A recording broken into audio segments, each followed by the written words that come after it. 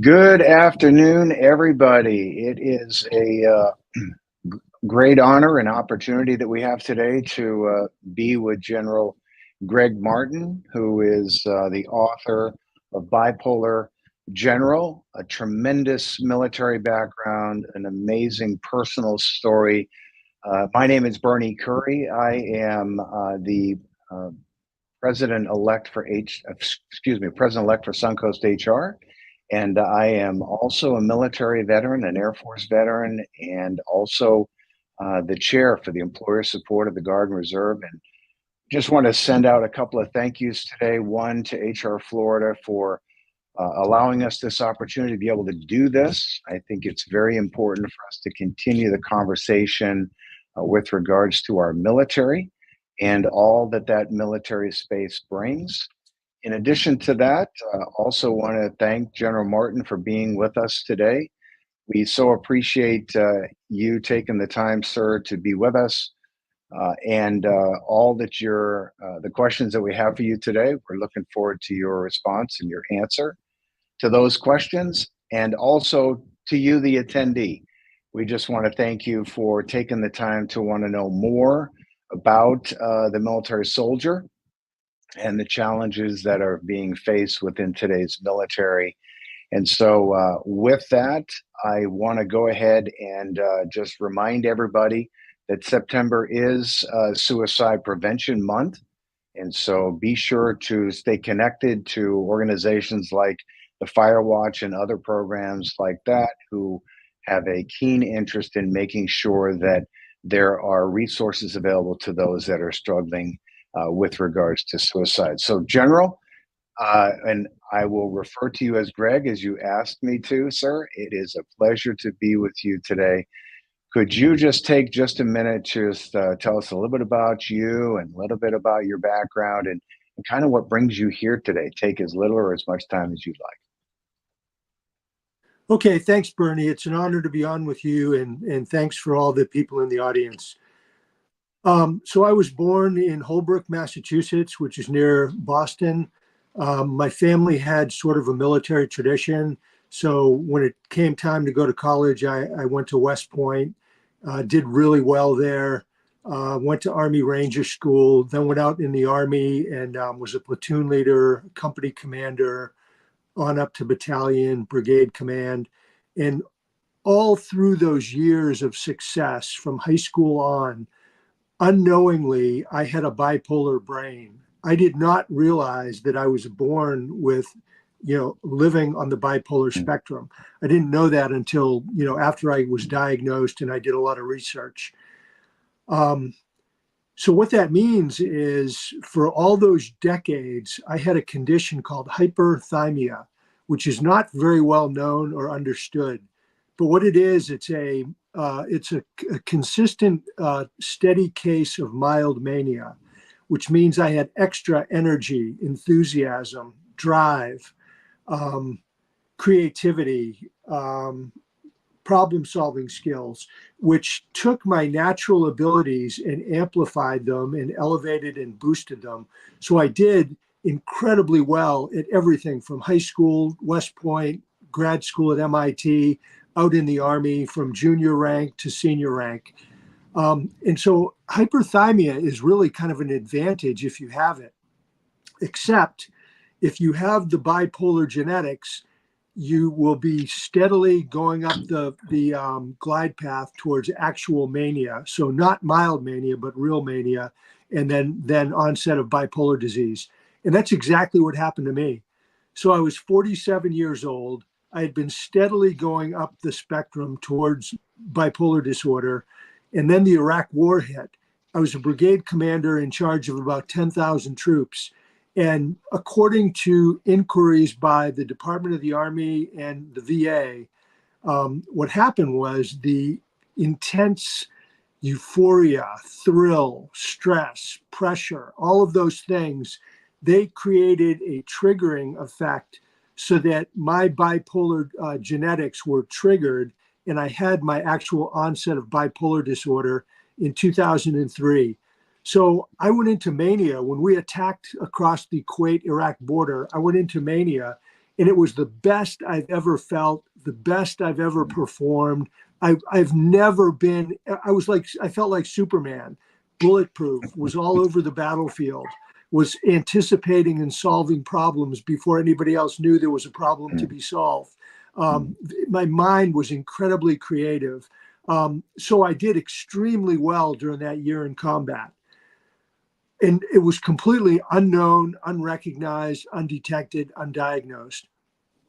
Then when I got back to Germany, I fell into depression. And the depression lasted almost a year. And it was terrible. It was the worst thing I ever experienced. But that was my first full up-down bipolar cycle, going from the mania in Iraq to the depression in Germany. Then I would say over the next decade, my mania went into higher levels, higher highs, and my depression went into lower lows until by 2014, after 12 years after the Iraq War, I went into what is called full-blown mania, which is essentially a state of madness, insanity. I was completely out of control, over the top, just insane. And it was so bad that. Okay, everybody, we'll be back in. Okay, there we go. Go ahead, sir. Sorry, we lost you for just a second. So I was the president of National Defense University, the nation's most prestigious military school. And I worked for the chairman of the Joint Chiefs of Staff, who's the #1 military officer in the country.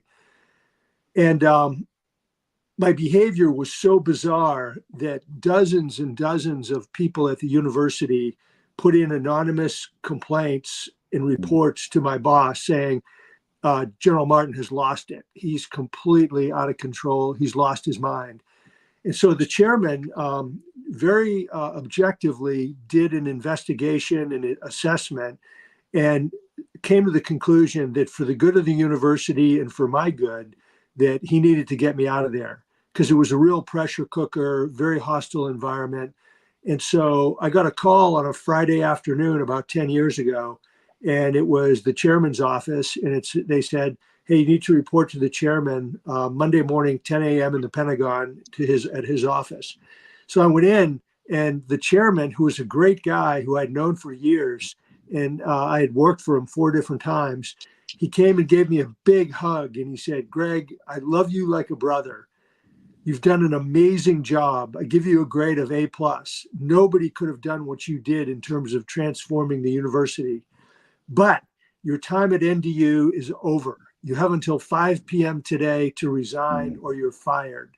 And I'm giving you an order to get a mental health psychiatric evaluation this week at Walter Reed. So you might think I was disappointed, but no, I wasn't. I said, thank you, Chairman. Gave him a big hug and said, God put me in this job to do great things. Now he's going to put me somewhere else to do even bigger things. And the irony is that 10 years later, I was actually correct, because now my work of mental health advocacy is the most important work I've done. What happened from there is I did 3 psychiatric evaluations in which the military doctors said, you're fine, you're fit for duty, there's nothing wrong with you. But they were dead wrong. And over the next 4 months, I spiraled and crashed into terrible depression, terrifying psychosis. And then I was finally diagnosed correctly, which I appreciated because that gave me a target with a face on it that I could then begin to do battle with. Then I retired from the Army, moved to New Hampshire, and I went from bad to worse. I was in terrible, terrible condition. I had what they call passive suicidal ideations, which means all I wanted to do was die, but I didn't want to kill myself. I wanted somebody or something else to kill me. And that's called a passive ideation, which is really dangerous. So the VA admitted me to the inpatient ward. And then finally, a few months later, they got the right medication, which was lithium, a natural salt. And I came out of the depression. And so 8 years ago, I began my recovery. Okay, everybody, he should be back momentarily. I know he's been having a few challenges technically, so here we go. Thank you, sir. And so I began my recovery 8 years ago. Lithium was the right medicine for me. My symptoms vanished within a few days after 2 years of bipolar hell with hopeless depression. And so I've been in recovery for 8 years. My life is really good now, but it's a constant every day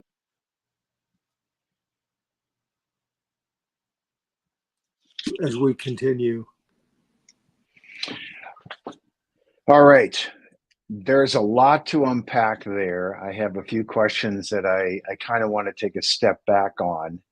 And again, we're very, very appreciative for all of your service to this great country, not just for the unit and for those abroad.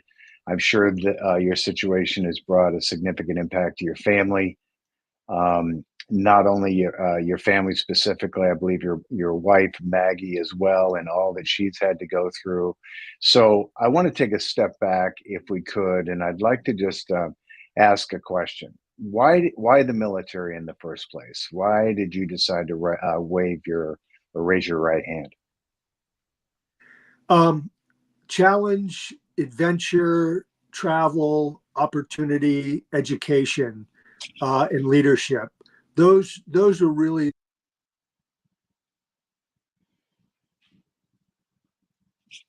leaning towards the military in the first place. Where my dad was a veteran, all my uncles were veterans, and so I had kind of a military tradition in the family. And so I always thought, hey, I would like to go in the military in some capacity, Mhm. enlisted, officer, Army, Navy, Air Force, Marines, Coast Guard. And then when it came time for college, I found out about the service academies, which are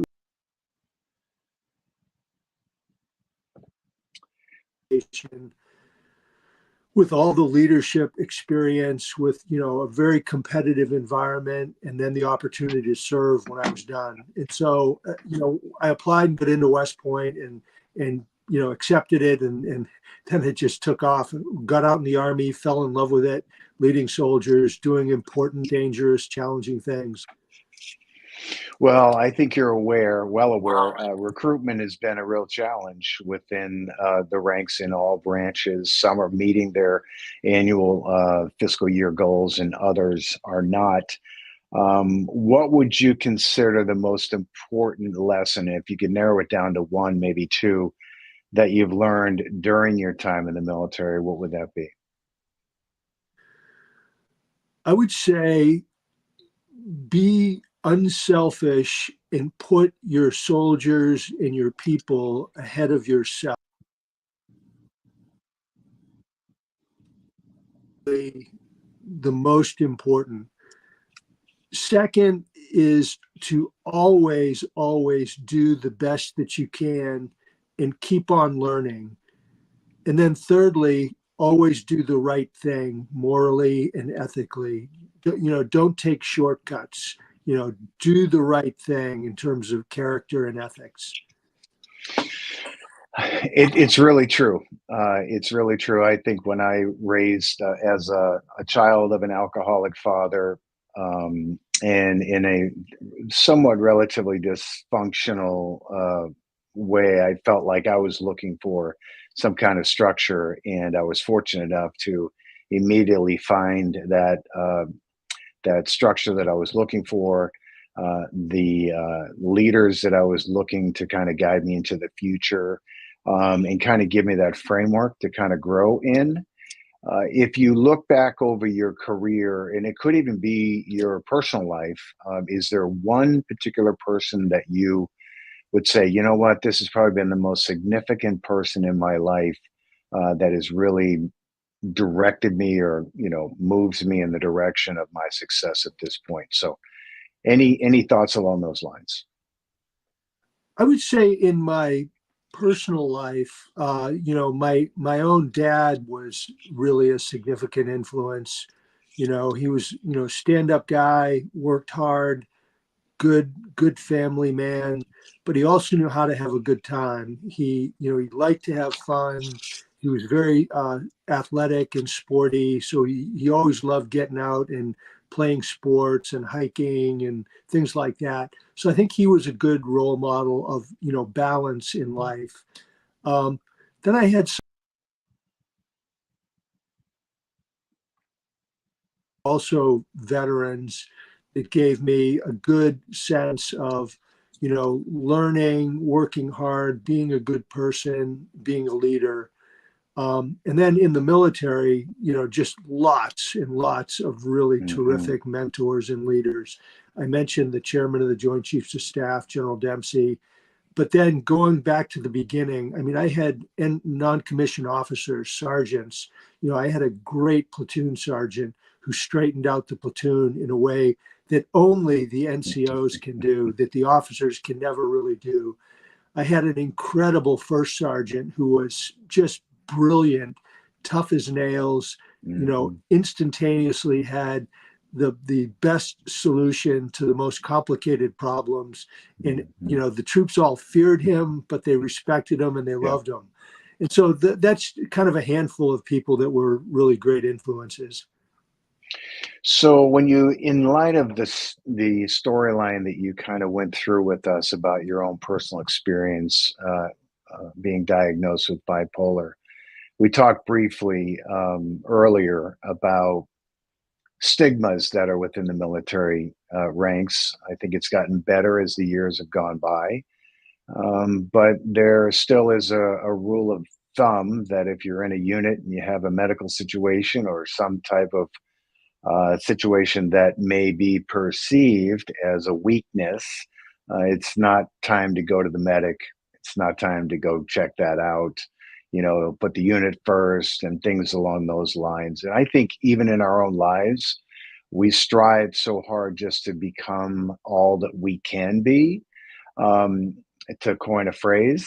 But what would you say about those that, whether they're inside the wire or outside the wire, who are facing some personal difficulties, but they're just a little bit hesitant to go out and reach out and ask somebody for help?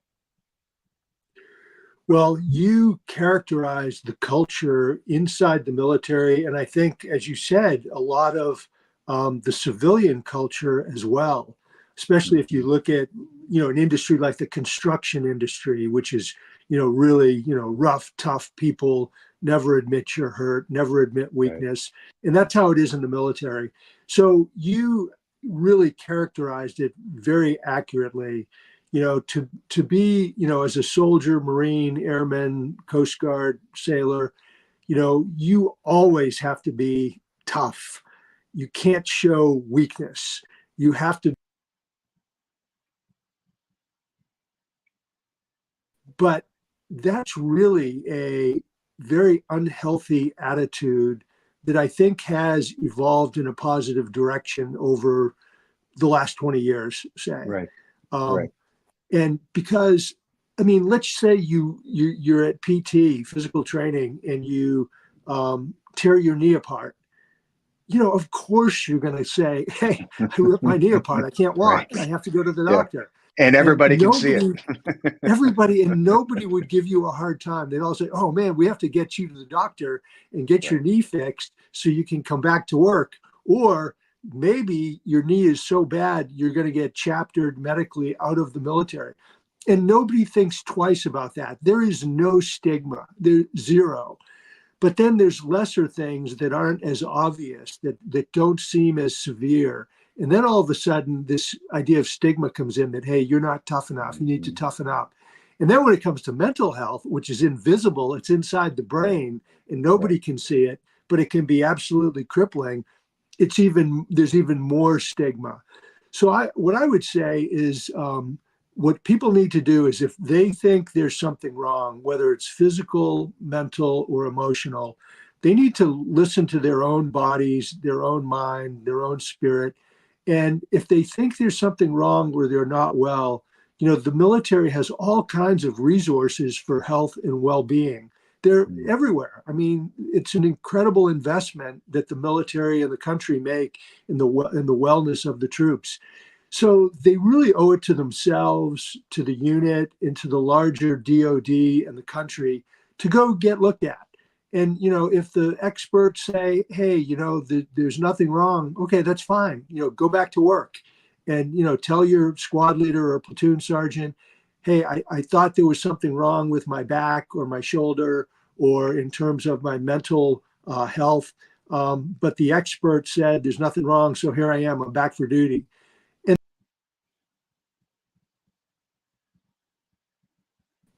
if, Right. if, Go ahead. Can you hear me? I would say if a service member goes in and gets checked out and they determine that they're healthy, there's nothing wrong, and they come back to work and there's not a lot of missed time, I don't think there's any stigma in that. I don't think anybody holds it against them. Where it gets a little trickier is if there is something wrong and the service member needs follow-up treatment and Mm-hmm. a steady series of appointments, that becomes tougher. And the reason it's tougher is not necessarily because people hold a prejudice or a bias or a stigma against them. It's just that there's so much work to do on the ship, on the airplane, in the Mm-hmm. motor pool with tanks and the artillery and the trucks, that, if you lose one soldier or then a second soldier, somebody else has to do that work. And so you're stretched thinner and thinner, and Right. everybody's got time pressure and time demands. So, like, if you come back from a deployment, all the equipment needs extra maintenance and extra work. And then if you start losing guys because of medical or mental health appointments, that really puts a strain on everybody else. And then you're under the pressure because there's going to be some follow-on training activity, to go to the National Training Center or some other operation that takes extra intense, more work. That's where I think the stigma comes in, and where mental health in particular, where, the supervisor can't see it because it's inside the brain. So they're like, when the soldier says, hey, look, I'm really depressed. Well, a lot of people, unless they've actually had clinical depression, they have no idea how crippling Right. and difficult it is, how it can basically shut you down. And so now the squad leader or the platoon sergeant, these, non-commissioned officers say, well, you know what? I'm depressed too. My wife's mad at me. My kid got kicked out of school. I have another kid who, Right. got arrested. I'm depressed too. Just suck it up and get back to work. Mm-hmm. And Right. and that's where the stigma and stuff start coming in. And that's where your service members are really, really at risk. When they do have some sort of serious mental condition, they're stigmatized, they start getting more pressure. And then if it doesn't take much, this, suicide prevention month next month, doesn't take that much more to push them over the edge. So Right. then if they start drinking or taking drugs, and then you combine that with marital problems or legal issues or financial problems, those things combine and they Mm-hmm. push the person over the edge to where they may very well die by suicide. You just mentioned suicide prevention month. I think I may have misquoted. I think I said First Watch, which is a great place for breakfast, but Fire Watch is what I was wanting to refer to, and it's a great program. And there's many other programs just to become more aware of the symptoms of those that are maybe facing suicidal tendencies and things along those lines. But when I hear you in your introductory comments, I hear you were absolutely amazing. You did amazing things. There was more energy, even though you had this underlying condition. At what point did you, let's say, know that there might have been something wrong, but you didn't do anything about it, or then it became time where I really need to do something about it? Was there, kind of walk us through internally what you were going through because clearly you were making a difference. And the more stress you seemed to be in, the more successful you really were. Is that a fair statement? Yes. Yeah. So, from high school on, I was a super overachiever. And so neither myself nor anybody else knew that it was because I was living on the bipolar spectrum with a bipolar brain. And by the way, those terms are rarely used in the psychiatric field.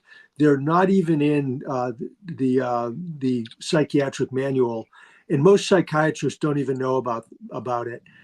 I've really learned a lot of this from engaging with top-notch bipolar experts and researchers. So I just thought I was really blessed by God with all this extra energy and enthusiasm, which I was. But there was an underlying physiological condition which caused it. But I just thought, hey, I'm really fortunate. Every single evaluation report I ever got in the Army said, this is the most high energy, enthusiastic person with the most drive we've ever seen. And that was consistent from second lieutenant all the way up to two-star general. When I went to grad school at MIT, I was about 30 years old, so I'd been in the Army about 7 or 8 years. The Army gave me the mission to go get one master's degree in engineering. I came out of MIT with 2 masters and a PhD. Now, Incredible. that is not normal human behavior.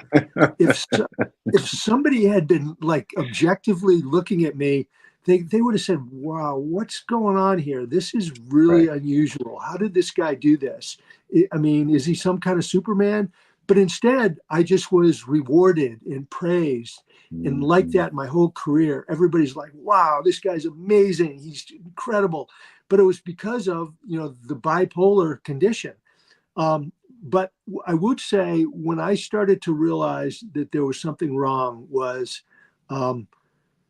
when I came back from Iraq and I went into depression. I said, there's something not right with me, because I went from all this energy and drive and interest and enthusiasm and extroversion to suddenly I was depressed. I was introverted. I was withdrawn. I was confused, and had no energy. I said, there's something is not right. So during that year, I actually went to the doctor on 2 different occasions and said, hey, I think there's something wrong with me. And the first time I did it, the doctor said, well, you're just back from Iraq where, tons of energy and excitement and adrenaline. And it's natural. When you come back from a war, you just naturally drop. And so Can I stop you there? Would you Sure. mind if I stop you right there? So would you consider that a misdiagnosis? Yes. Okay. Yeah. That was an Army doctor, definite misdiagnosis. He asked me, he said, how do you deal with your depression? I said, well, number one, I recite power verses from the Bible that are uplifting and energizing. Number two, I listen to really intense rock and roll music that lifts my spirits. Number three, I try to get out and do intense physical activity that hopefully will lift my spirits, which is very hard to do when you're depressed, by the way. And then finally, if none of that works, which it usually doesn't, I drink heavily.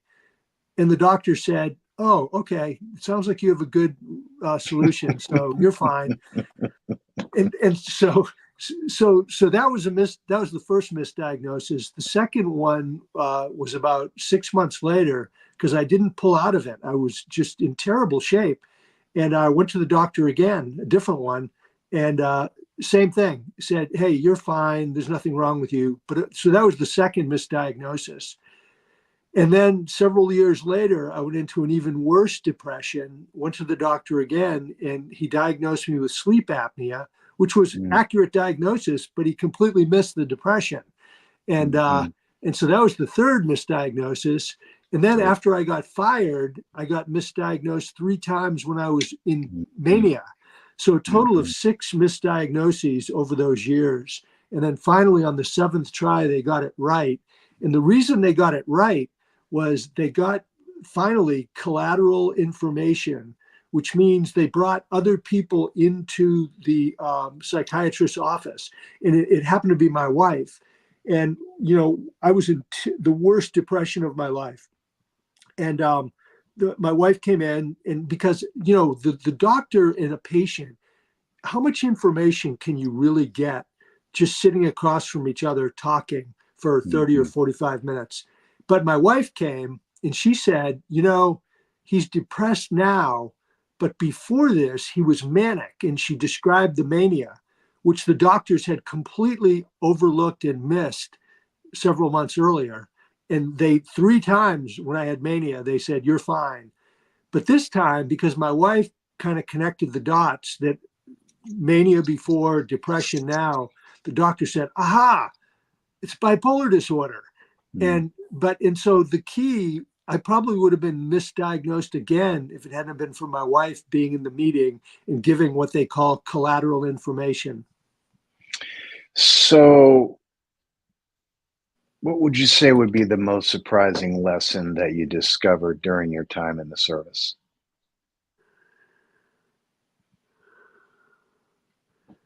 I think looking back, the fact that I had no idea that I had the precursor to a serious mental illness, you know, the hyperthymia, had that for years and decades, and it kept getting stronger. And then the bipolar disorder, which hit in Iraq and went on for about a decade before I was diagnosed. I had no idea that I had this mental condition. And it's amazing that it helped me so much and it made me so successful. It wasn't purely the hyperthymia or the bipolar disorder, but what those conditions did is they took my natural talents of intelligence, athleticism, leadership, you know, good moral character, and they just amplified them and boosted them and lifted them up. And Right. is, in retrospect, a huge surprise to me that being, you know, mentally ill was such a benefit until it went too high. So it helped me until it went too high, and then it almost destroyed me, almost killed me. It ended my military career. I was forced to retire. I was hospitalized. It could have ruined my marriage, my family. I could have ended up addicted, homeless, in prison, dead. Yeah. So we're just past that bottom of the hour. I understand you're speaking at HR Florida next week. And for those who haven't registered, it's not too late to be a part of HR Florida's experience next week. We're going to have a great time together. And also, you've written a book. So take just a minute to talk about your book and talk a little bit about what you're going to talk about next week. Okay, so here's my book, Bipolar General, My Forever War with Mental Illness. And that's yours truly on the cover.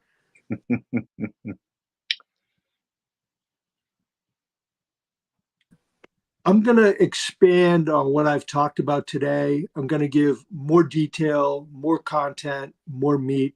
So it'll be more than I've talked about today, but it'll be less than what's in the book. I mean, the book has just got story after story. And so people who have read it, you know, love the book. They said it's a great read, that it's really interesting, well written, that it's, you know, General Stanley McChrystal, who was one of the great special forces.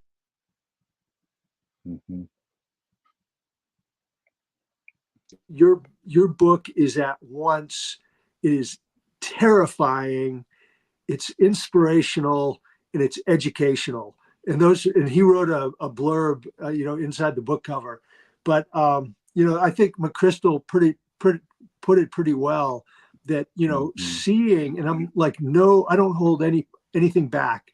There's no punches pulled. It's like, this is what happened. Here's as best I can remember it. Here's what other people said. Here's what I remember. And it's, you know, it's very candid and forthright, and it's raw, and it describes a person going through a severe mental illness. It's interesting. A lot of people are interested in the book, the military, veterans, businesses, et cetera. Sure. But the professional medical community have been the most interested in the book. Okay. I've given what they call grand rounds at more than a dozen top-notch med schools. And a grand round is a fancy term for giving a lecture to, all the med school students and the doctors. I mean, they had to make their own special fancy word for it. But, they look at somebody like me and they say, you are an expert by lived experience. So in other words, a doctor can be an expert because they've studied it and they've practiced it, but most of them have never lived it. Whereas I've actually lived it. And so they love the story. They love bringing me into their research, their conferences. A number of these med schools are using the book in their schools to teach up and coming doctors about bipolar disorder and mental illness. So the other thing I'm going to do next week is I'm going to talk about stigma. I've got a really good long talk I give about stigma, but in order to tell my story, I'm not going to have time to give my lengthy talk on stigma, but I'll give a short version of it. Okay. What do we need to do to stop the stigma? How do we do it? And we need leaders, people that are like yourself, Bernie, people in the audience, people like Troy, the HR professionals of all walks of life who will, get informed and stand up and speak, accurate scientific medical truth about mental health, that it is physiological, biological in nature, that it's not the person's fault. You shouldn't blame the person who's afflicted. It doesn't mean they have a lack of character or they're not trying hard enough. It's a physical thing inside the brain that affects the chemistry, the wiring, the balance inside the brain. And so, the bad news is serious mental illness can really be brutal. It can, lead to absolute destruction of, career, marriage, family, finance, end up in jail, end up dead. That's the bad news. The good news, though, is if people go get help, there's a really high probability that they can get it under control, manage it, and live a happy, healthy, purposeful life. There's no stigma against somebody, like we talked about, a really bad knee injury. There's no stigma there, or a person with diabetes or heart disease or cancer. And so there shouldn't be against people who have a mental health condition. And then the other thing I would say that I'll talk about next week that I think is really important is it takes a social movement to overcome some of these really tough, sticky, thorny issues that have been in place for a long time and people don't really understand, and they're sort of afraid of it. And a good example that I think is if you go back 50 years ago, breast cancer in women was stigmatized. It was shameful. It was embarrassing. Nobody talked about it. They kept it secret. And then Betty Ford was the first lady in the 1970s. She got breast cancer and she talked openly about it. She publicized it. She told the facts, how she's dealing with it, how she's going to recover. And now look at how our society has evolved over 50 years. Today, women battling breast cancer are seen as heroic warrior figures. I mean, they're held up with great esteem. And, National Football League players, to celebrate this, they wear pink shoes, pink socks, pink ribbons. All these big, tough football players, really celebrate the toughness of these women. And I think we need a social movement kind of like that, and where we have leaders who make a commitment to stand up and put an end to stigma and teach people and move us forward. So I do have about 4 questions left. I want to make sure we cover them before we wrap up for today. And there are probably some loaded topics. I don't know if we're going to cover them all today, but I'd just like your high-level comments. Specifically, let's just touch base on PTSD for just a second, right? What impact has wartime had on the mental health of those that serve as it relates to PTSD? Is it is it a term that's used way too much? Is it underdiagnosed? Can you give just a snapshot about PTSD? Remember, the majority of the folks joining us today are HR practitioners. I even had someone one time ask, can you ask the question if somebody has PTSD or not? Which obviously you would not do, especially at any point in an employment cycle. But any thoughts on the PTSD side, the impact of war, and just, PTSD is not related just to the military. It can be affecting anyone else in a traumatic situation. So a couple of thoughts about PTSD and what we've talked about. Yes, you actually covered it really well. First off, it's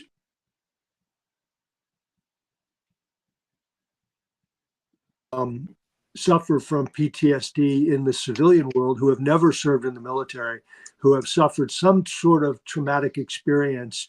And then oftentimes the condition gets worse over time, especially if it's not dealt with correctly.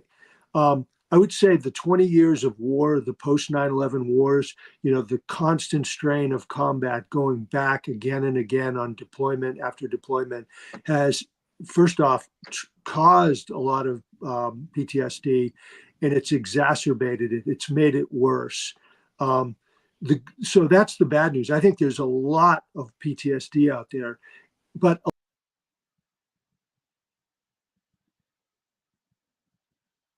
they get out of the military is when it really manifests itself and becomes strong and noticeable. So that's the bad news. The good news is it's much better understood than it was 20 years ago, 30 years ago. And there's, better, newer, more reliable treatments. It's much more accepted. It's less stigmatized. I mean, I think PTSD is far less stigmatized than bipolar disorder or depression, because there's a real clear cause for it, and people sort of know what it is and why it happened, and then it's just let's get on with doing something about it. One of the things that's interesting is that before 9/11, the 20 years of war, people with PTSD were oftentimes separated from the military service. Now, if it can be managed, under control, and taken care of, the service member can continue to serve. What advice would you provide to those facing a difficulty, whether they're in theater or not? Go get help. It's okay to not be okay. It's a sign of strength to go get help and get checked out. It's not a sign of weakness. And if you do have something wrong, mentally, physically,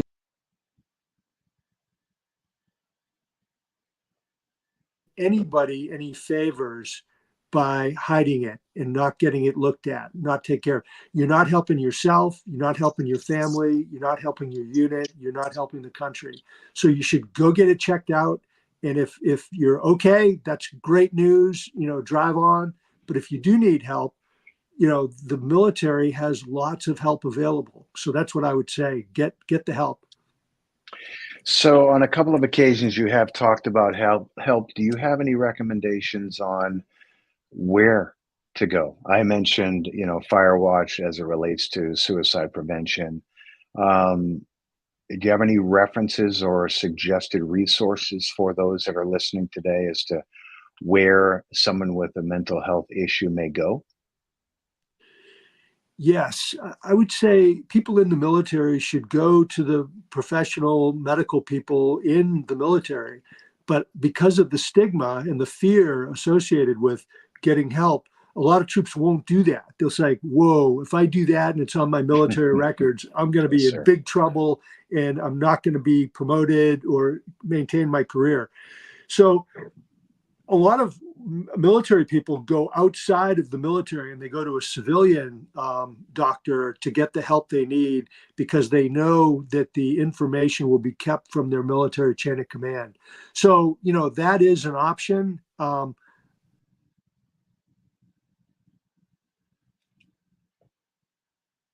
Truth. And so a lot of people are afraid because of the stigma. I would also say that there are lots of nonprofits out there, nonprofit organizations, you know, dozens and dozens of them. If you Google, veteran mental health care, you know, there's a bunch of them that'll come up. And a lot of them will provide, you know, pretty good mental health care for limited periods of time and limited budgets, pro bono. And, you know, they're doing that on donated funds. But there's some pretty good organizations out there that I can't remember any of them right now. They're not coming to mind, but there are some good ones. Then there are other organizations that can get you tied in with and help connect you with really good resources. The biggest and probably the best is NAMI, which stands for National Alliance Against Mental Illness. NAMI's got about 400,000 members. It's organized from the national level through the states down to, you know, every town and county has NAMI organizations, and they can really, really be helpful in getting a person steered and channeled into the right source of help for them. Okay, here's kind of a loaded question.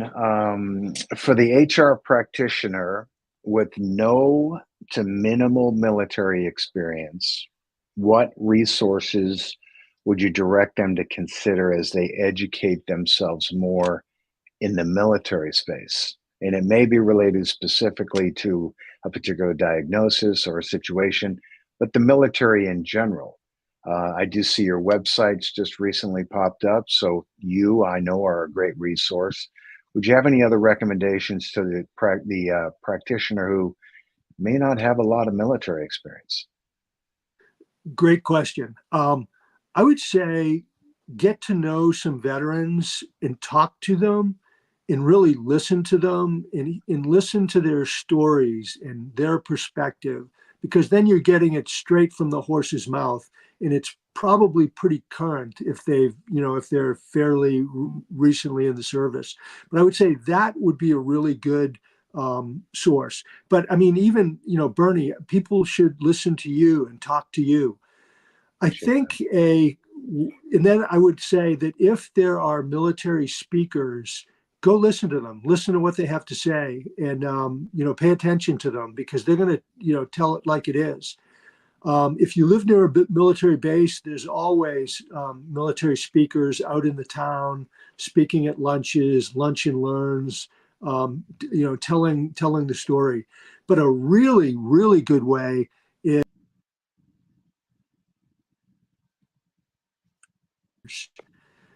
so the U.S. Military recruiting commands, it's done by each service individually. So Army, Navy, Air Force, Marine, Coast Guard have their own recruiters, and they're down inside, you know, the states, the counties, the cities, the towns. I mean, you can live anywhere in the United States and you can find a recruiter in all of the military services. Go in, say hello. They've got really sharp men and women who are specially selected to be recruiters, who are an unbelievable source of information and knowledge, because they are up on everything going on in their service. And if you just went in and said, hey, you know, I'm trying to learn more about the military. I want to know so that I can understand it. I can deal with veterans better. I could point people in the right direction. I can talk to people about the opportunities. Can we just sit down, have a cup of coffee, and you just like tell me all about it? Tell me all the stuff about the military, and just sit down and listen to them.